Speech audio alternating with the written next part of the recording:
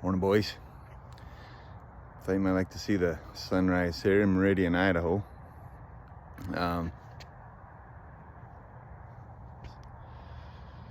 Dove back there just scared the life out of me. Came down with my daughter, two daughters, and my grandson to see my nephew play football and my niece perform in a play. My nephew Jay, boy, that's better than me.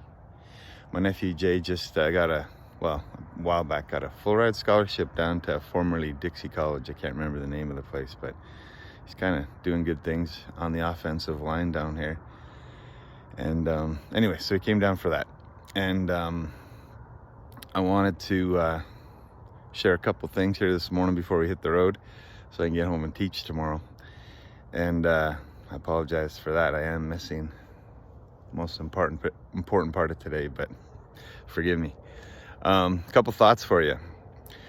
When I was growing up, I think probably if I were to assess me growing up, one of the most important things my parents did was have some books in their library.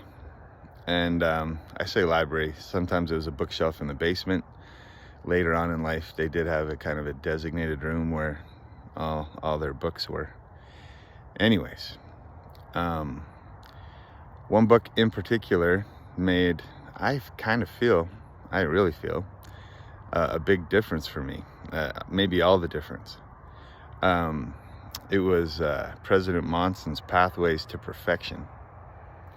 And I just remember that book because his face is on the spine of it. And I was like, who's that guy? Anyways, pulled it off the shelf, unbeknownst to my parents. Started reading that and enjoyed that. And then I noticed there's some others, and I just had chanced upon the prophets section of my mom and dad's library and read a lot of those biographies and have up until the current day. And I honestly, in the last few years, I've kind of realized that might be one of the reasons I love the prophets so much. And I thought Amos 3:7, surely the Lord God will do nothing, but he revealeth his secret unto his servants, the prophets. This guy's driving by thinking, what the heck's that guy doing? Anyways, my family's all sleeping in the house, and so I got to round up my daughter here in a second and hit the road. I snuck out down to the end of the road because the sunrise was so beautiful. So surely the Lord God will do nothing, but he revealeth his secret unto his servant, the prophets. And then I just chanced upon Matthew 10:39, I think. I'm doing this from memory. Here comes another gawker, but he that findeth his life shall lose it, and he that loseth,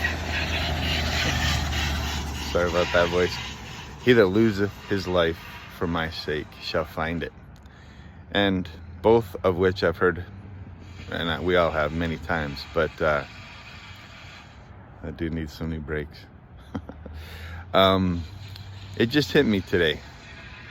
I don't have trust, I guess you could say, in a lot of things in our world right now.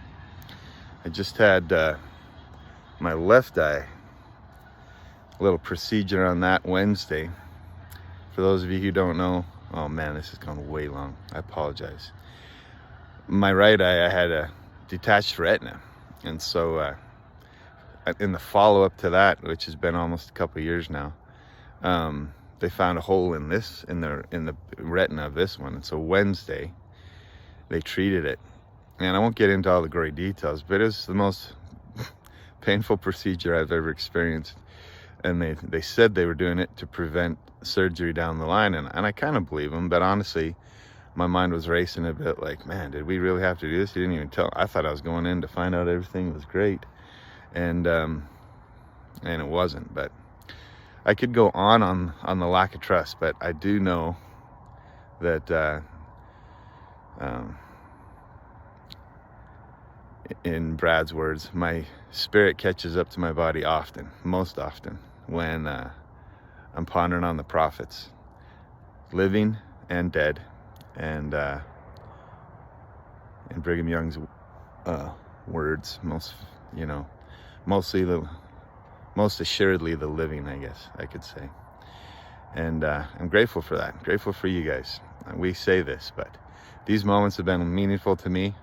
Good night. 5 minutes. I don't even know if this will post, but can't wait to meet Brad and Evan and sit down with you guys and learn how to drink mate from a gourd again. I'm still French pressing it, but hope you guys have a magnificent Sabbath day, and we'll talk soon.